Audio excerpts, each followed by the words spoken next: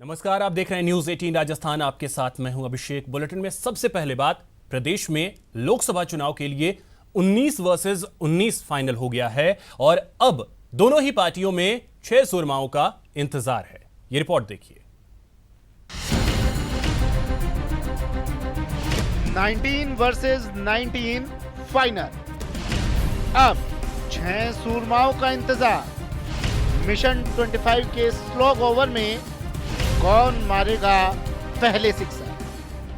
2019 के महासंग्राम के लिए 19 योद्धाओं का बीजेपी और कांग्रेस में सिलेक्शन हो गया है। दोनों ही पार्टियों में अब इंतजार है तो 6 सुपर सुरमाओं का, क्योंकि इन सीटों का मुकाबला बेहद स्पेशल होने वाला है। तभी तो स्पेशल 6 के चयन को लेकर कांग्रेस बीजेपी की लिस्ट का इंतजार कर रही है, तो बीजेपी की नजर कांग्रेस की लिस्ट पर है। कुछ सीट ऐसी भी हैं जहां कांग्रेस को बीजेपी से ज्यादा मजबूत कैंडिडेट का इंतजार है। प्रदेश में कांग्रेस की दूसरी लिस्ट का इंतजार। कांग्रेस ने अभी तक बाना, झालावाड़, भीलवाड़ा और अजमेर सीट पर प्रत्याशियों की घोषणा नहीं की है, तो जयपुर ग्रामीण, श्रीगंगानगर और राजसमंद सीट पर भी दिग्गजों की तलाश है। अभी तक कांग्रेस ने किसी भी ब्राह्मण चेहरे को नहीं उतारा है। अब बाकी 6 सीटों में नाराज चल रहे ब्राह्मण समाज को प्रतिनिधित्व मिल सकता है। इंतजार करिए, जो 6 सीट्स बची हैं उसमें सभी लोगों का समावेश होगा और एक ओवरऑल रिप्रेजेंटेशन जो राजस्थान की जनता उम्मीद करती है कांग्रेस पार्टी से, उसको पर्याप्त तरीके से हम लोग करें। देखिए, हमारी पार्टी सर्व समावेशी सोच की पार्टी है। सभी समाजों, जातियों को, वर्गों को साथ लेकर हम चलते हैं। तो ऐसी अवस्था में भी 19 टिकटों की घोषणा हुई। शेष बचे जो 6 टिकट्स हैं उसमें मुझे पूरी उम्मीद है कि सबका समायोजन उसमें हो जाएगा, ताकि किसी को भी ऐसा महसूस नहीं हो कि वंचित रख दिए गए। तो हमें पूरी उम्मीद है कि ऐसा होने वाला, आगे जो घोषणाएं होंगी उसमें। मुश्किल सिर्फ कांग्रेस में ही नहीं है, बीजेपी भी 6 के फेर में फंसी है। प्रदेश में बीजेपी की तीसरी लिस्ट का इंतजार। 6 सीटों पर बीजेपी में भी फंसा है पेंच। बाड़मेर, भरतपुर और दौसा में बीजेपी ने नहीं घोषित किए हैं प्रत्याशी। दौसा, राजसमंद, नागौर और करौली, धौलपुर सीट पर आम राय बनाने की कोशिश जारी।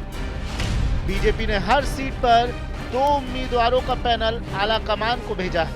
रुका हुआ नहीं है, हमारी ओर से हमने सुझाव दे दिए, ठीक है, कि 2 नाम हमने दे दिए थे और गणित के हिसाब से उनको कह दिया कि हमारा ये सुझाव है और आपको इसमें कोई चेंज करने की आवश्यकता महसूस हो कि आपके सर्वे के हिसाब से, तो हमसे बातचीत कर लेना ताकि फाइनल आप कर सको। और जहां हमने जो विकल्प दिए हैं उनमें से किसी भी विकल्प को वो तय करते हैं तो हमको पूछने की जरूरत नहीं। अब दोनों ही पार्टियों को 6 सीटों पर प्रत्याशियों का ऐलान करना है, जो इतना आसान नहीं लग रहा। कांग्रेस को बीजेपी के मजबूत सीटों के लिए काट ढूंढनी है। Report, news 18 network.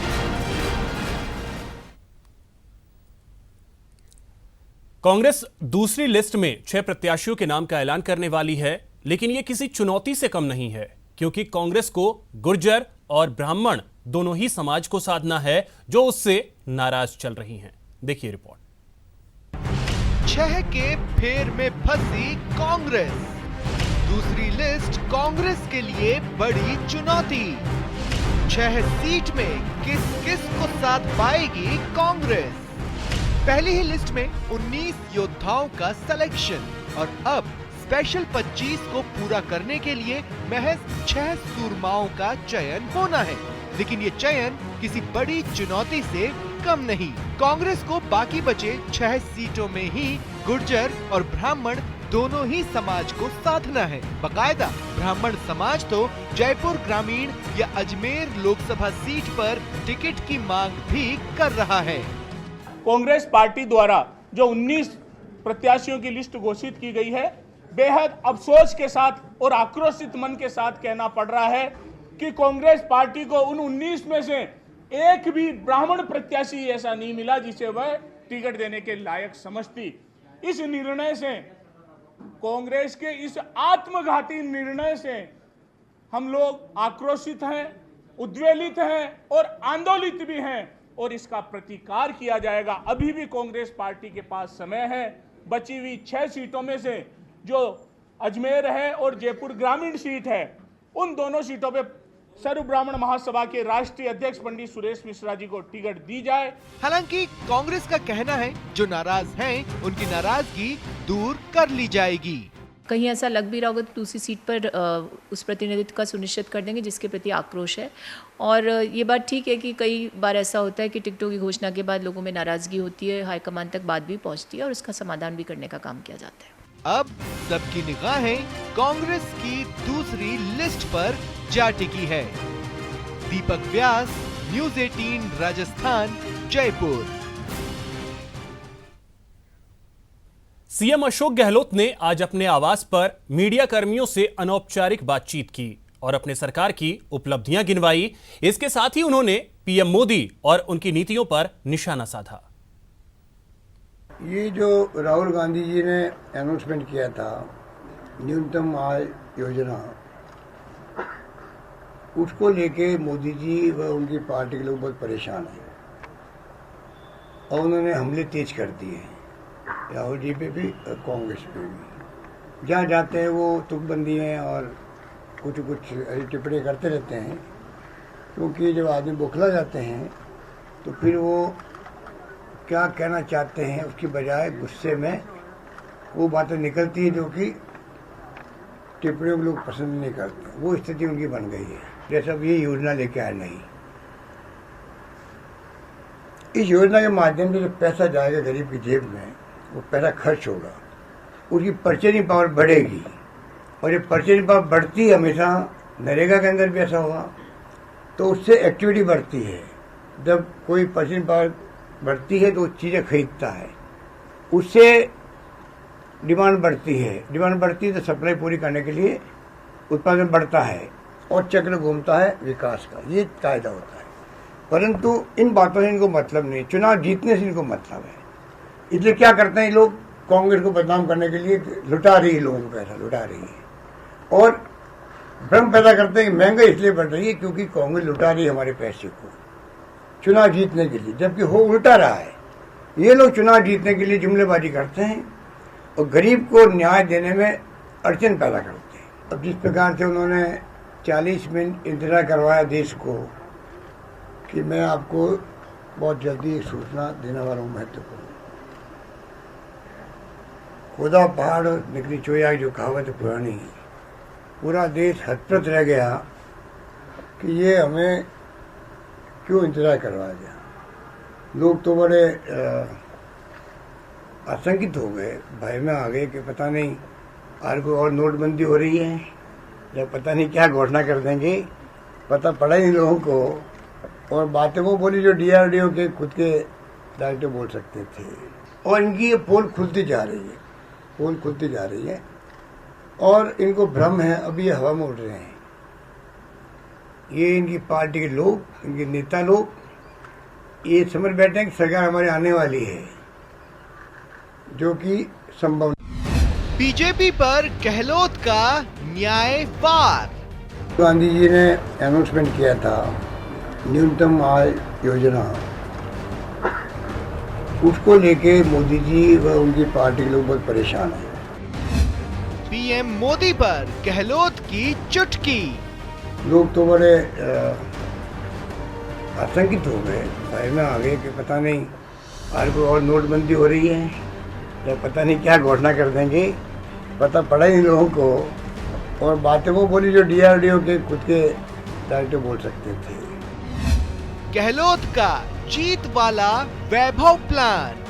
अपना भी करना चाहिए, जो नेता बनना चाहता है और जो उम्मीदवार होता है वो उसको खुद को दमखम के साथ उतरना चाहिए मैदान में, और मुझे यकीन है कि वो दमखम के साथ उतरेंगे। चुनावी समर में बीजेपी को घेरने का ये गहलोत का स्टाइल है। अशोक गहलोत जब मीडिया से रूबरू हुए तो एक के बाद एक बीजेपी पर कई वार किए। ये चुनाव बहुत महत्वपूर्ण है। ये चुनाव लोकतंत्र को बचाने का चुनाव है, संविधान को बचाने का चुनाव है। हम तो इसको इस रूप में देखते हैं कि आज सबके मुंह पे ताले लग गए हैं, सबके मुंह पे ताले लग गए हैं और आप समझ लो कि कोई बोलता है तो देश जो ही होता है वो आप सरकार की आलोचना कर तो देशद्रोही बन जाते हैं।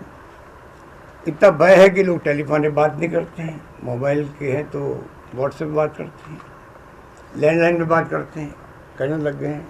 ये नौबत क्यों आ रही है? लाल कृष्ण आडवाणी और मुरली मनोहर जोशी को टिकट नहीं मिलने पर गहलोत ने बीजेपी पर निशाना तो साधा ही, लगे हाथ शहनवाज और मुख्तार अब्बास नकवी को सलाह भी दे डाली। ये क्या है कि कांग्रेस मुक्त भारत की बात करते करते अपने नेताओं को मुक्त कर दिया।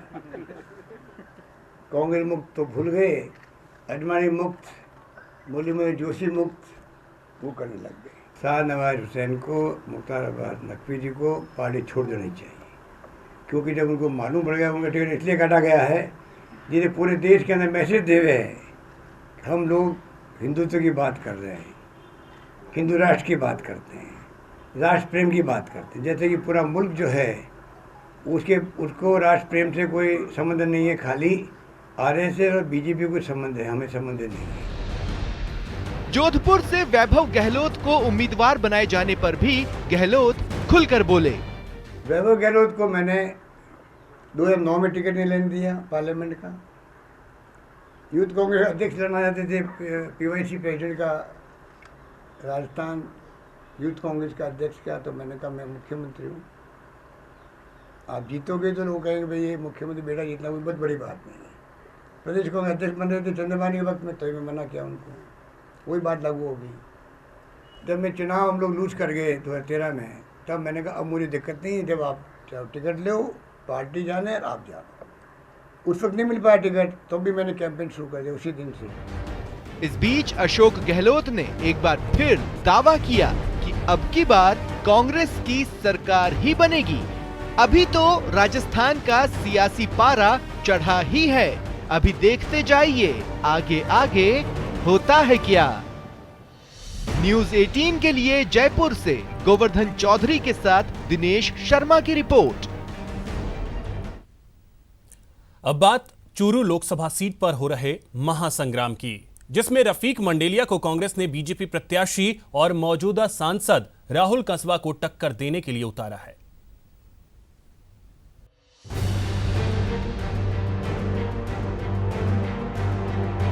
चूरू के मैदान में महासंग्राम, क्या बचेगा बीजेपी का गढ़ या अब की बार रफीक मंडेलिया? इस सवाल का जवाब तो वोटों की गिनती के बाद ही मिल पाएगा। फिलहाल चूरू के मैदान में जंग जबरदस्त है। एक तरफ बीजेपी के सामने अपना गढ़ बचाने की चुनौती, तो दूसरी तरफ रफीक मंडेलिया लोकसभा चुनाव के लिए बेकरार है। 8 विधानसभाओं से मिलकर बने चूरू लोकसभा में भले बीजेपी पिछले 20 साल से जीत रही हो, लेकिन 2018 के आखिरी में कांग्रेस ने जिस तरह से बीजेपी के गढ़ में सेंध लगाई, उससे 2019 की जंग दिलचस्प हो गई है। कांग्रेस ने विधानसभा चुनाव में 8 में से 5 विधानसभाओं में जीत हासिल की थी, जबकि बीजेपी 2 सीटों पर सिमट गई थी। हालांकि अब लोकसभा की बारी है और ये कहना बहुत मुश्किल है कि वोटरों का मूड अब भी वही है। आइए अब आपको बीजेपी और कांग्रेस दोनों उम्मीदवारों के बारे में बताते हैं और फिर बताएंगे उनकी चुनावी रणनीति क्या है। पहले बात बीजेपी उम्मीदवार की। 42 साल के राहुल कसवा चूरू के वर्तमान सांसद और उम्मीदवार हैं। राहुल कसवा के पिता राम सिंह कसवा चूरू से 4 बार सांसद रहे हैं। राहुल ने लोकसभा में 448 सवाल पूछे, 117 बहस में हिस्सा लिया है। सांसद विकास निधि से राहुल ने करीब 50% राशि खर्च की। 2014 में राहुल कंसवा ने भारी मतों से लोकसभा का चुनाव जीता था। राहुल कंसवा जिस तरह से अपने क्षेत्र में काम कर रहे थे और लोकसभा की कार्यवाही में भाग ले रहे थे, उससे उनकी दावेदारी मजबूत थी और यही वजह थी उन्होंने अपने मुद्दे पहले ही जाहिर कर दिए थे। एक बड़ी जिम्मेदारी जो पिछली बार मुझे दी गई थी, वो हमने बीते हुए 5 साल के अंदर जो विकास के कार्य करवाए हैं, उन्हीं कार्यों को आगे ले जाते हुए इस चुनाव का हम अपने मुद्दा बनाकर चलेंगे। विकास के नाम पे हम राजनीति करना चाहते हैं, विकास की राजनीति करना चाहते हैं और जो युवा चूरू का है, मैं उनसे भी बहुत बहुत धन्यवाद देता हूं। आप लोगों ने जो अपना सहयोग मुझे बनाया रखा, आपका तहे दिल से सबका बहुत बहुत धन्यवाद। और बहुत मेहनत करके हमारा मिशन 25 भारतीय जनता पार्टी के मिशन 25 को कामयाब करेंगे और इस देश की सबसे बड़ी ज़रूरत जो प्रधानमंत्री नरेंद्र मोदी जी है उनको उस कुर्सी पर दोबारा बिठाने का काम करेंगे। बीजेपी प्रत्याशी के बाद बात कांग्रेस के टिकट पर खड़े उम्मीदवार की। 2009 में चूरू लोकसभा चुनाव से रफीक मंडेलिया ने सियासी सफर की शुरुआत की। रफीक मंडेलिया वर्तमान सांसद राहुल कांसवा के पिता से महज 12,440 वोटों से हारे थे। रफीक मंडेलिया के पिता हाजी मकबूल मंडेलिया चूरू विधानसभा से विधायक रहे हैं। पिछले विधानसभा में रफीक महज 1,870 वोटों से बीजेपी के राजेंद्र राठौर से हारे हैं। मतलब साफ है, रफीक मंडेलिया कड़ी टक्कर देते रहे हैं बीजेपी उम्मीदवारों को, वोटों की जंग में भी और मुद्दों की जंग में भी। चूरू लोकसभा क्षेत्र के अंदर एक तो रेलवे की बड़ी समस्या है, जो गांवों तक रेल नहीं पहुंच रही है, उसमें हम रेल पहुंचाने की कोशिश करेंगे। और यहाँ पे उद्योग की बहुत कमी है, चूरू के अंदर उद्योग लाने की पूरी कोशिश करेंगे। और युवाओं के लिए यहाँ बड़ी इंजीनियरिंग कॉलेज की ज़रूरत है, वो हम लाने की कोशिश करेंगे। और पानी बिजली की बहुत बड़ी समस्या है, वो हम पूरी जनता के देने की कोशिश करेंगे। मुद्दे की जगह चूरू में हर बार जातिगत समीकरण का सिक्का चला है, क्योंकि चूरू सीट पर सबसे ज्यादा जाट वोटर हैं और इसके बाद एससी और ओबीसी वोटर, राजपूत और ब्राह्मणों की जनसंख्या में यहाँ ज्यादा अंतर नहीं है। और यही वजह है कि इस सीट पर वही उम्मीदवार हर बार जीतता है जो जाटों, ओबीसी और एससी को साथ लेता है। अब देखना यह है कि अब की बार यहाँ कौन बाजी मारता है। मनोज शर्मा, न्यूज 18, राजस्थान, चूरू।